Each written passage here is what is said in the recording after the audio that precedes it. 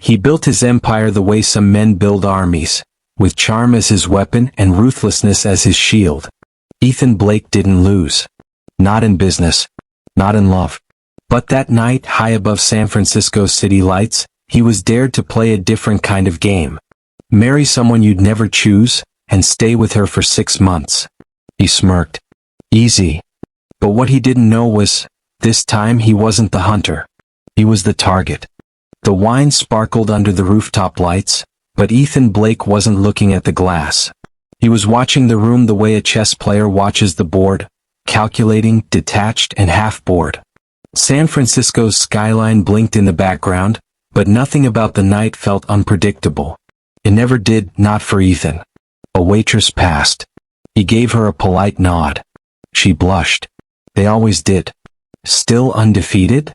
Derek Cole's voice cut through the hum of music and whispered ambition. Ethan turned, the ghost of a smirk on his lips. You know me. That's exactly why I'm worried, Derek said, clinking his glass against Ethan's. You win too easily.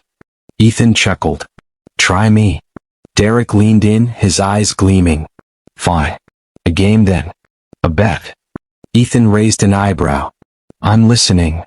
Marry someone who's not your type. No models. No socialites. No one who says yes to you because of your last name. Ethan tilted his head. Interesting start. And? Stay married. 6 months. No prenup. No loopholes. Ethan laughed. Loud. Real. That's insane. That's $1 million if you pull it off. Ethan's smile froze for half a second, then returned sharper. Define not my type. Derek pulled out his phone, flicked through photos, then held one up. A woman, mid-30s, brown eyes, no makeup, wearing jeans and a t-shirt. Reading.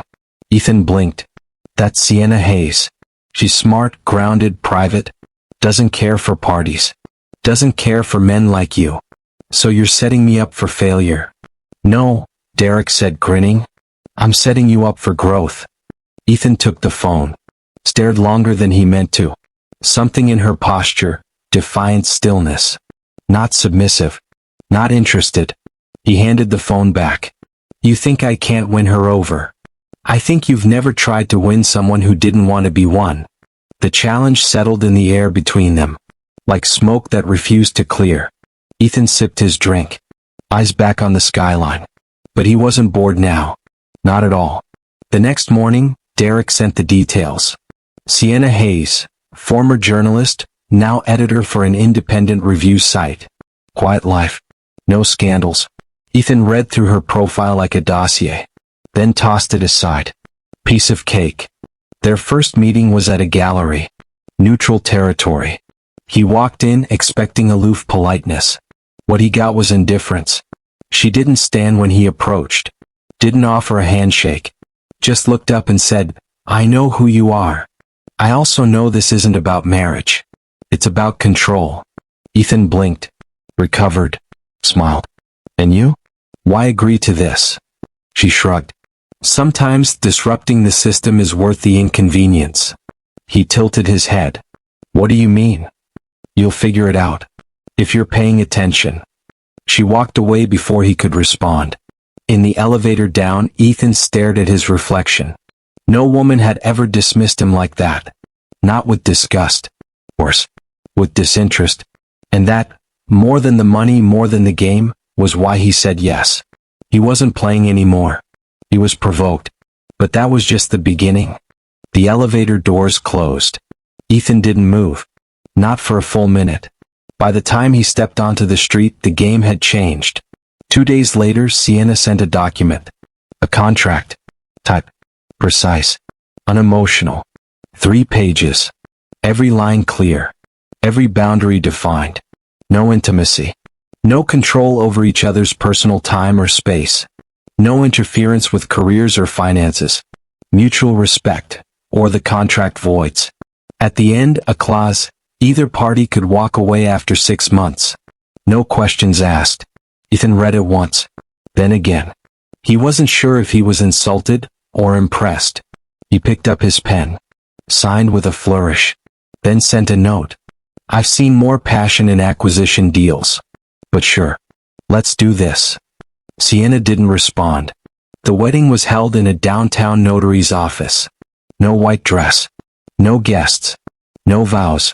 He wore a navy blue suit. She wore black slacks and a gray blouse. They didn't look at each other during the signing. Just flipped pages. Initialed here. Sign there. The officiant asked, "Do you, Ethan Blake, take Sienna Hayes?" "Yes." "Do you, Sienna Hayes, take Ethan Blake?" "Yes." No rings. No kiss. Just the stamp of a seal. "Congratulations," the notary said flatly. Sienna turned to leave. Ethan followed. Outside he offered his hand. She shook it. Firm. Brief. Professional. "I guess this makes us partners," he said. She looked at him. "You're used to ownership, Ethan." He raised an eyebrow. "And you?" "I deal in boundaries." Then she walked away. And Ethan stood there. With a signed contract. A legal wife. And the strange feeling.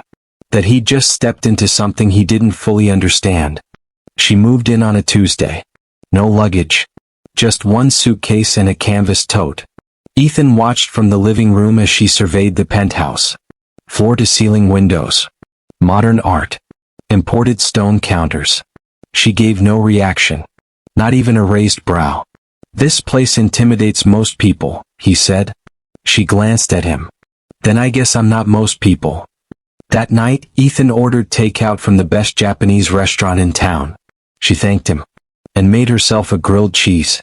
The next day he left a credit card on the kitchen counter. A note beside it, "Personalize your wardrobe. Anything you like." She placed the card back in his office. Untouched. He booked a weekend in Napa. Private villa. Wine tasting. Helicopter tour. She declined. Work. By Friday he was watching her cook lentil soup in his designer kitchen. She wore socks with little penguins on them. Read a paperback older than both of them. He leaned against the marble island. "You know, some women would kill to be in your place." She didn't even look up. Then let them have it. He was charming. He was rich. He was used to being seen. And for the first time he wasn't. He poured himself a drink. Sat across the kitchen. Watched her eat in silence. Not cold. Not cruel. Just indifferent. Like a stranger who lived behind glass.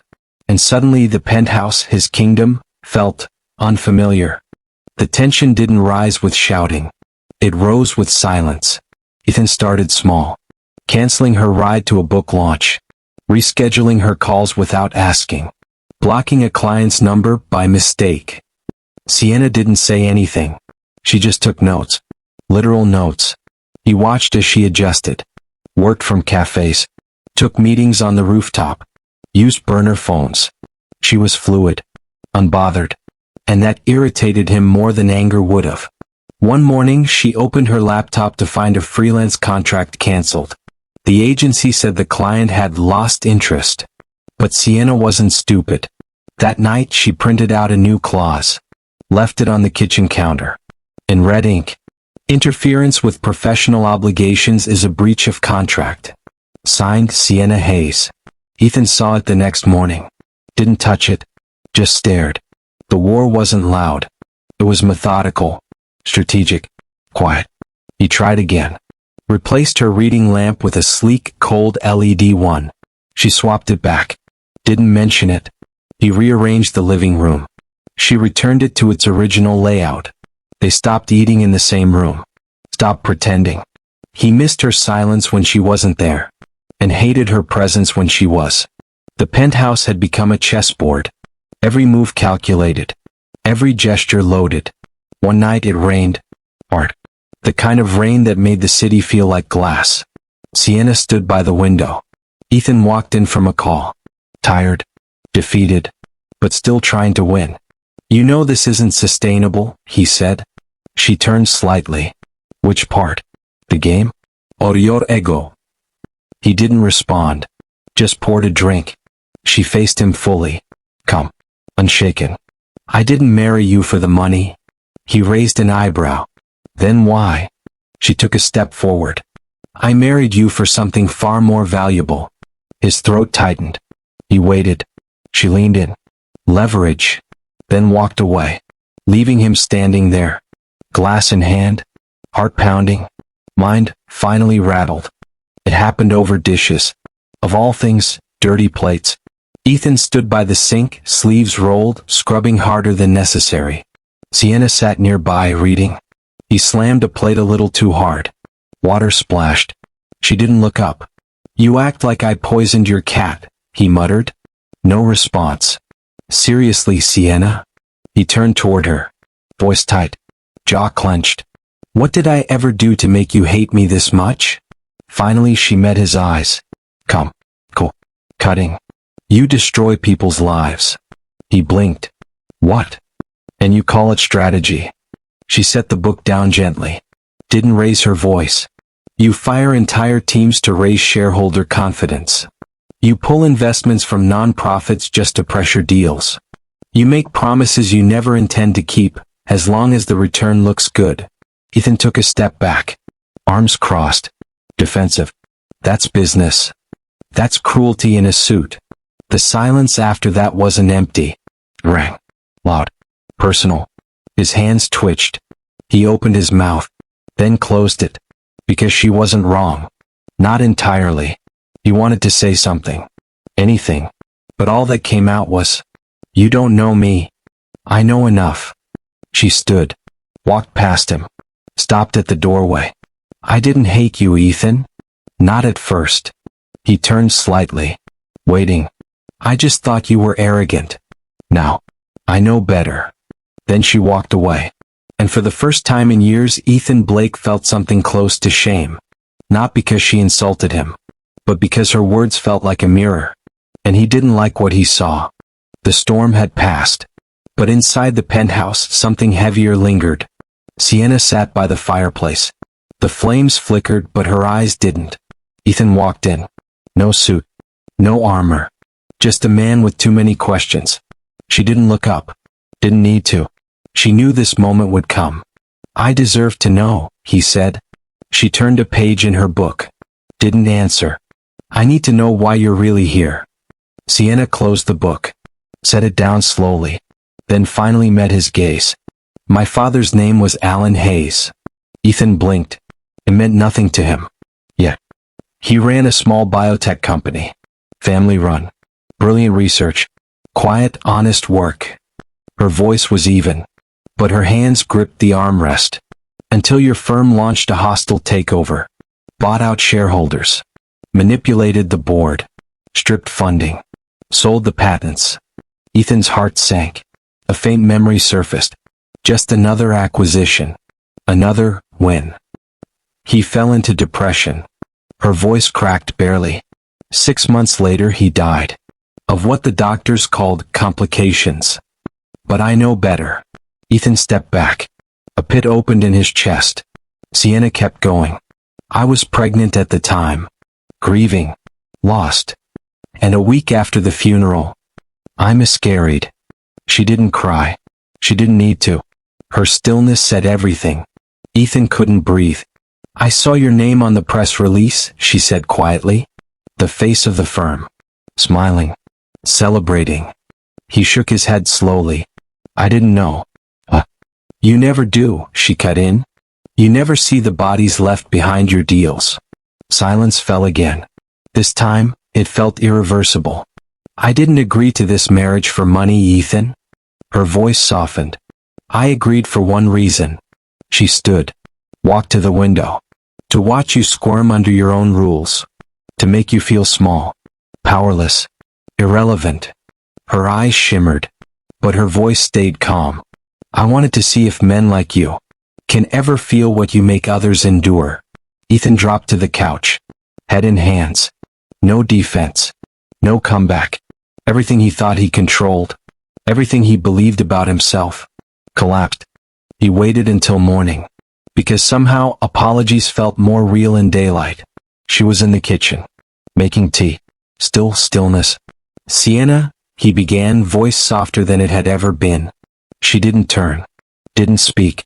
"I'm sorry," he said. "I didn't know. I truly didn't." Still nothing. "I wish I could undo it." She placed the mug down. Turned slowly. Her eyes were distant. Not angry. Just done. You always wish things when they're already broken. That sentence shattered him. He reached out. Please. I want to make this right. She stepped back. Not in fear, but in finality. You can't. He wanted to argue. Beg. Offer anything. But he saw it then. The wall in her eyes. Built brick by brick over years of grief.